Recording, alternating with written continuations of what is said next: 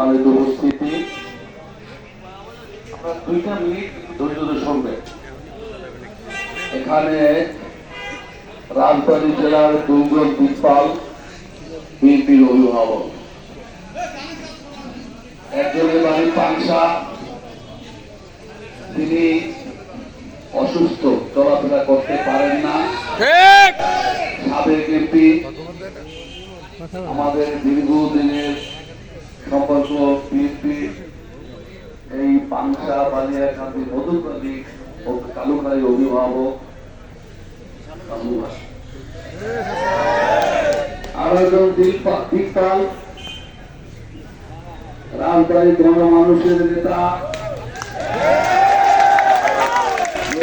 মানুষের সাথে যার ওঠা বসা, খেটে খাওয়া মানুষের সাথে যার চলাফেরা,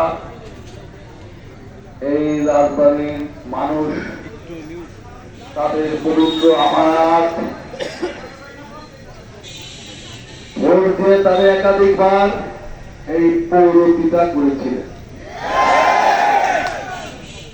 এই রাজবাড়ী 1 আসনের মানুষ তাদের পবিত্র আমানত একটি ভোট যার হাতে তুলে দিয়ে জাতীয় সংসদে পাঠিয়েছিলেন। আলী নওয়াজ মোহাম্মদ খোয়াব, তিনি দীর্ঘদিন জেলা বিএনপির সভাপতির দায়িত্ব পালন করেছেন, এখন বিএনপি জাতীয় নির্বাহী কমিটির অন্যতম সদস্য। এখানে উপস্থিত রয়েছে, আপনারা জানেন আজকে বিএনপি এই ফরিদপুর বিভাগের একটা সাংগঠনিক টিম, শ্যামা ওবায়েদ, আমি খন্দকার মাসুদুর রহমান, সেলিমুজ্জামান সেলিম, দলের থেকে 10টি সাংগঠনিক বিভাগে 10 জন কেন্দ্রীয় নেতা, জাতীয় নেতার একজন দায়িত্ব দিয়েছে তৃণমূল থেকে দলকে শক্তিশালী করার জন্য। আমাদের এই ফরিদপুর সাংগঠনিক বিভাগের দায়িত্ব পেয়েছে একসময় দুপুর ছাত্র নেতা, ছাত্র দলের সাবেক সভাপতি, বর্তমান বিএনপির vice chairman doctor Asaduzzaman Ripon. আমাদের দলের মধ্যে যে কয়েকজন লোক লেখাপড়া করে তার মধ্যে অন্যতম এই ডক্টর আসাদুজ্জামান রিপন। সেখানে আপনারা সবাই আমরা নিতে পারিনি, একটা সিস্টেম ক্রাইটেরিয়ার ভিতরে ছিল বলে সেখানে আপনাদের খোয়াম্বাই যে লিড দিয়েছে তাদের চেয়ার, তার বসা এবং বারবার তাকে তিনি বক্তব্য রাখবেন সেই কথাও বলা হয়েছে।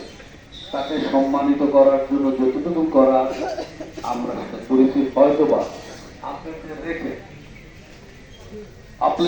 আপনাদের রেখে সে যেতে চাইনি।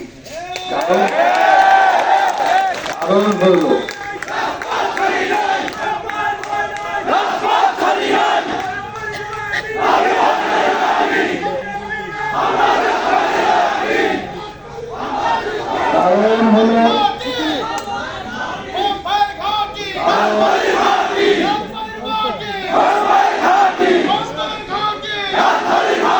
হয়তোবা আমিও এটা করতাম না, কারণে যারা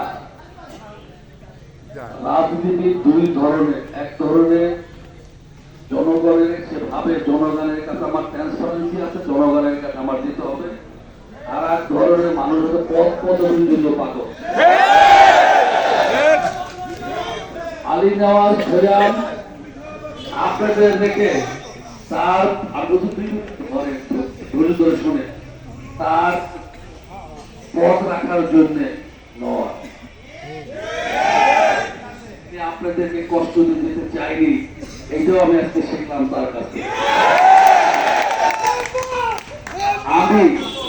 আমি প্রায়শই বলি এই তো 24 তারিখে এই ব্রিটিশ সরকার একটি নির্বাচন করেছে, এই বৃহত্তর ফরিদপুরে